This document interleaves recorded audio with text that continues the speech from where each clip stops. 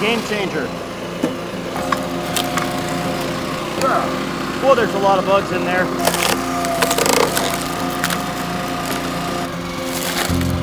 What a machine, everybody. Awesome.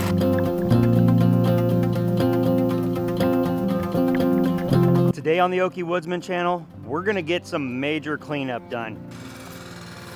I haven't bent over one time. I have this US made woodchuck aluminum hook that I purchased a few years ago, and I have a log ox that I purchased a few years ago. I use this in my right hand, and the reason why I use this in my right hand is because I can't aim worth a darn with my left. So this one here, I was able to just drop it on, pick it up.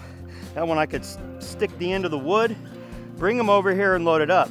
If you haven't seen the video that my boys and I did a fossil hunt, all three of us actually filmed. Man, isn't God's creation beautiful? A fossil that I found on the ground right over there where I was just picking up some wood. I was gonna split using the two-way wedge, but I actually think that this stuff is gonna be optimal, or I think the four-way wedge will work perfectly on this set of rounds here.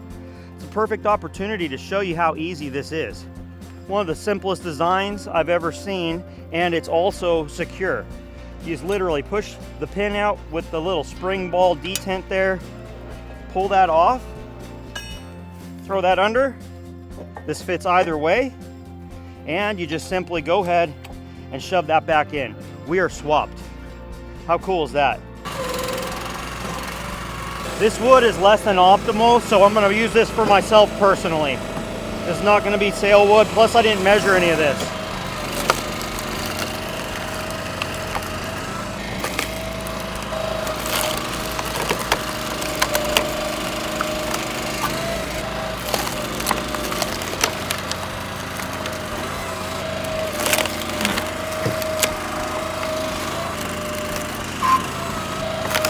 This is my personal wood. I do not mind a little bit of variation in size. My goal is not to bend over if I can.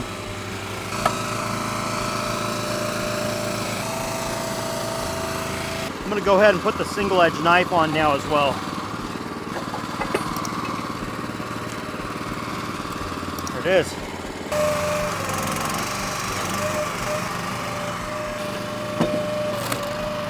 This piece is kind of punky, I bet. This one I'll split in half and that'll be it. This is the first tank of fuel. This is that blackjack oak. This is not good stuff. I don't want to sell this.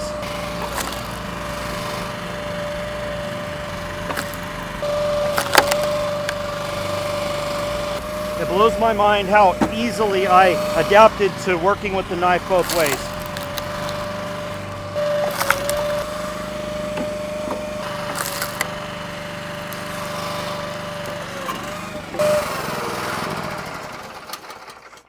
So I'm gonna go ahead and move this machine with my truck. This is gonna be the first time I try to do this. You'll watch.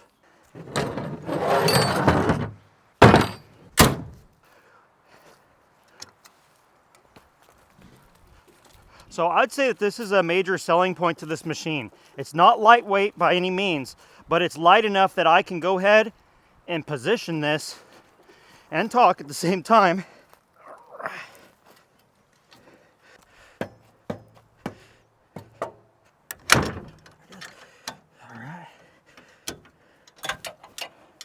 We're hooked up. I'm gonna drag this thing out for the first time. I've never towed something this small before, so I'm gonna be thankful for my backup camera on the truck because I anticipate this being a little difficult for the first time. I'm gonna back up around this corner, see how this does. See how I do. It's not this, it's me. Oh my gosh. The smaller the trailer, the more difficult they are to back up. Go ahead and pick this up. And I'm gonna literally just rotate this right around. Whoops. All right, so I found a limitation to my strength. Appreciate you. I have always fought with the slope on this property.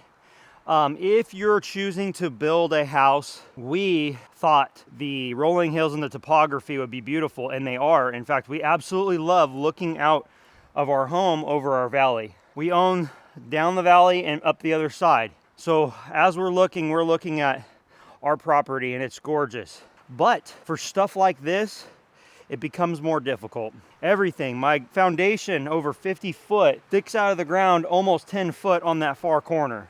So in 50 feet, the ground elevation changes by 10 feet. It has proven a difficulty to do almost anything. You may have seen I have lots of rocks. That's what we're gonna use here. We got a rock, that is not gonna go anywhere.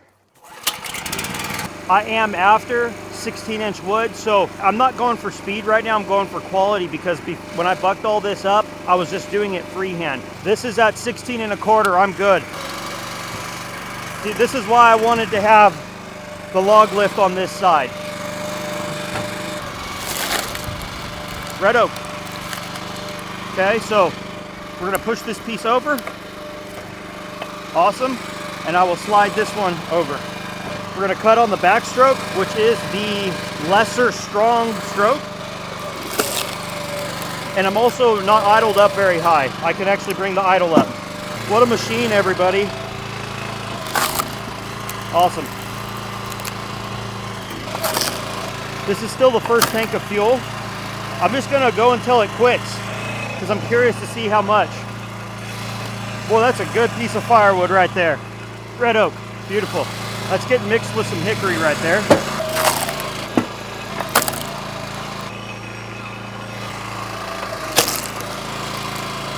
What's your favorite wood to split, everybody?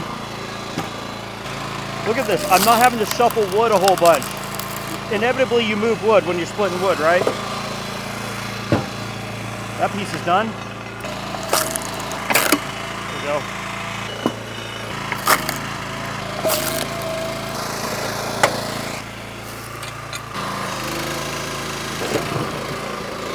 Game changer. So this is hickory, and then we have some oak here. I believe this is water oak. Might be red oak. Don't know. Hickory. Look how beautiful that wood is.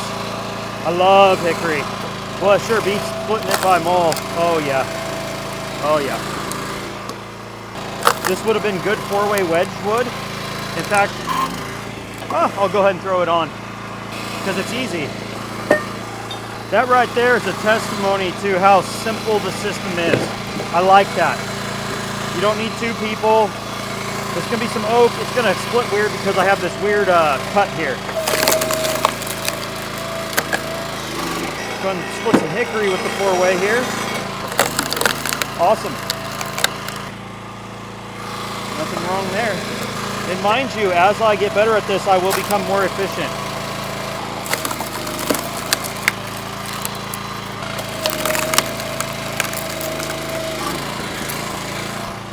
Another piece of hickory.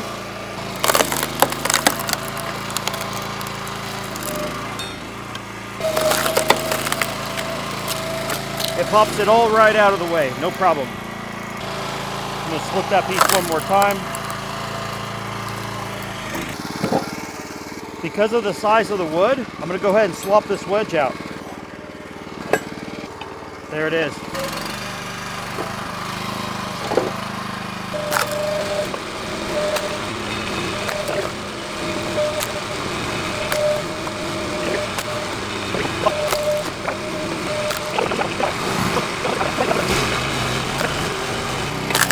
This is the first time you've seen it run full bore, and I suspect that with time it might even get a little quicker as all the slides get a little looser.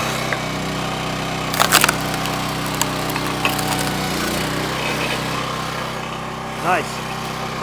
I'm going to split that one more time for the heck of it because it's fun. Yeah.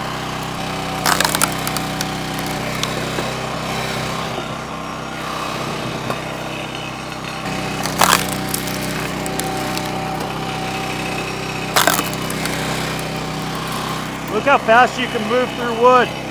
It's really me having to clear the table that's the slowest part of this process.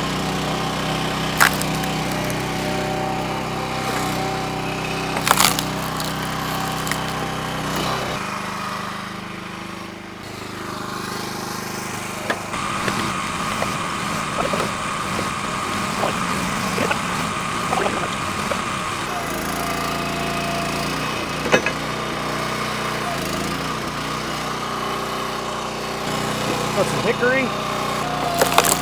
Four-way split would be fine on this stuff, actually. Oh well. Remember, this is about me learning right now, this machine, because I have less than 2 hours on it. That's going to be great. I'll throw that over there. Everything will be good.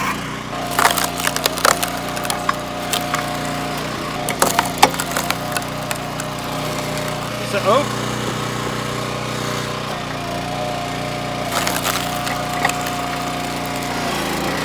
Trial here.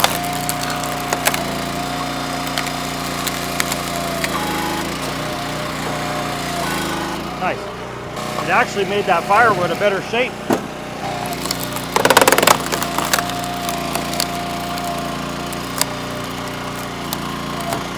I'd say it doesn't lack power, everybody. It was slicing through this hickory.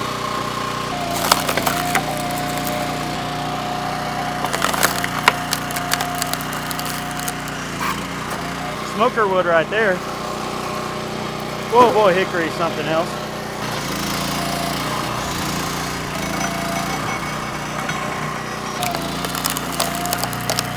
Hickory.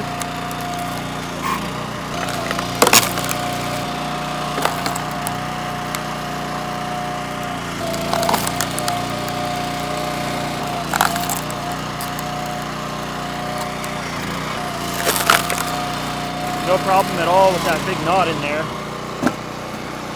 This is like black oak. It's probably my least favorite firewood around here. It's unfortunately kind of a waste, I think, but I'll mix it in. There's not a lot of it here. This one's actually pretty solid. It's a little bit wet on the inside, but it'll dry out nicely. It's also known as piss oak. Stinks. Gross. Busted it right apart, no problem at all.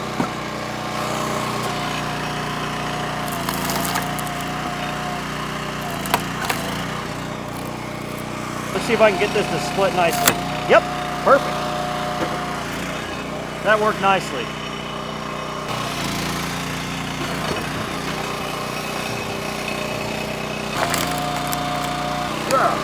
Oh, there's a lot of bugs in there. This splitter could easily keep 3 or 4 people busy. Which means that the operator themselves spends less time splitting. I'm standing straight up. This is beautiful. Oh yeah. Pop.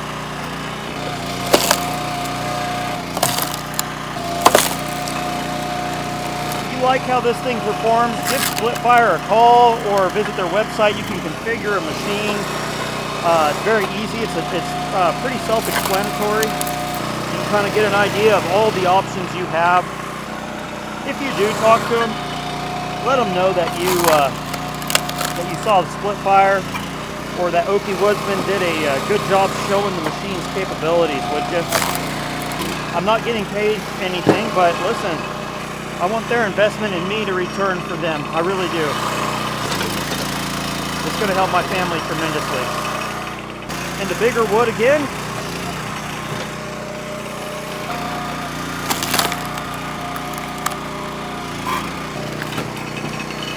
Man, it's so nice having that log table. Many of you have experience when something like that, you just got to push it off the machine and pick it up again. I'm not having to do anything like that. This was the butt log, the stump. So it's got a flare on it. We're still in the first gas tank, everybody.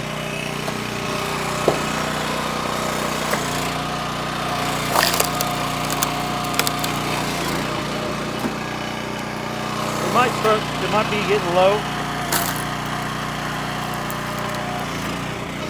I'm also not standing in a pile of wood. My area is clean because it's not just pushing it off the end. Of course, there is an advantage to pushing it off the end, especially if you have other people to help. But I like this. It's not falling all over my feet. Again, I would say that there's minimal effort to splitting on this. The only reason why I'm sweating is because I'm wearing a black shirt on a sunny day in Oklahoma. That's it. Really hardly working, I would say. Going for quality. Look at that beautiful oak.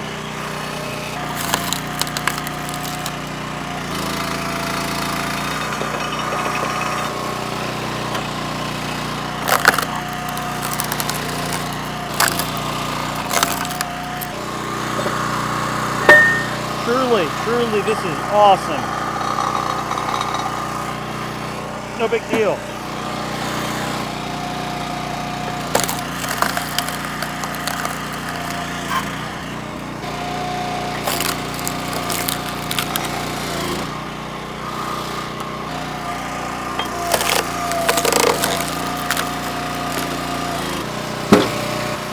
I love the 4-way wedge. It's working out perfectly for me. It's so easy to swap.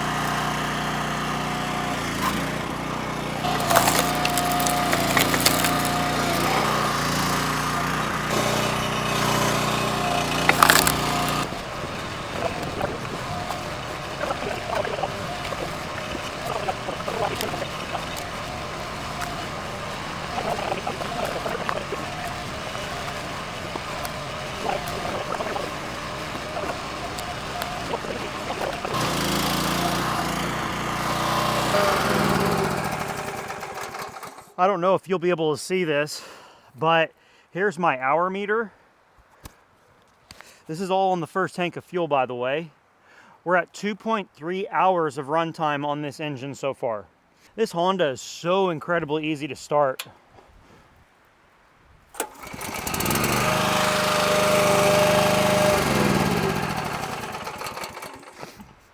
We are gonna run this thing and I'm gonna run it like crazy. I have a lot of wood to split. I didn't take a before picture, but everything that you see on top of this mound was just done.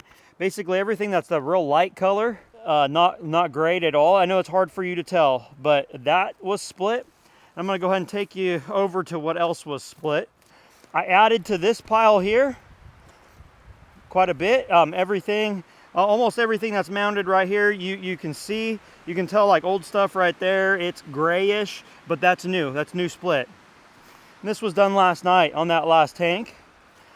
Just for some perspective, here I am. That's a good little stack of wood. So we're at 2.3 hours on the hour meter on that machine, and I am going through my wood quickly, which is exactly the point. We've got this pile of wood I'm gonna start cutting through. I've already got this first log bucked up. Those are in 16-inch lengths.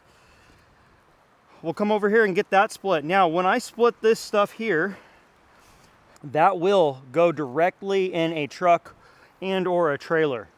I don't want to be picking piles up off the ground and moving them over there. So I want to be able to split from the splitter, and I will have the truck right there, or like I said, the trailer, and we will be putting directly into that and then moving the wood over to our other area. Now, of course, this is not the most efficient firewood operation. Guys, we're just getting started on ramping up here. Like I've said in the past, I do have an issue with flat ground. I will create more flat ground as time goes on and as the budget allows. Right here was where I could dump that wood, or Jason could dump that wood, excuse me. Essentially, I am stuck having to move my wood from here to there. Over where I'm splitting, I do eventually want to bring in some material, flatten out that ground. This is all going to transform with time. I do plan on putting a shop here. That's in the future. For now, we're going to start building out that shed, doubling its size, because I have a lot of stuff in storage, ton of stuff in storage, woodworking tools and so forth. I need to quit paying on that. Pain in the neck. When you build your own place and you're trying to be financially responsible, it's not the easiest thing to get yourself completely set up. If you're in the market for a split fire splitter, I'd go ahead and give them a call or visit their website. I will put links down below, put their phone number. They're great people to talk with, and they're not going to just try to sell you the biggest and baddest machine. In fact, I bet you if they talk with you and you just have regular firewood like me, I bet you they're going to recommend a machine even possibly down in size, because they're very, very incredible machines, but they will take the time to ask you questions. They will take the time to listen to your needs and your desires, and they can make a recommendation based off of that. They'll even ask you what type of vehicle you're planning on towing it with. It's fantastic. Guys, this is the Oakie Woodsman Channel. If you haven't subscribed, make sure you go ahead and hit that button if you find this content useful. Be safe, get to cutting, enjoy the beautiful outdoors that the Lord has made. See you on the next one.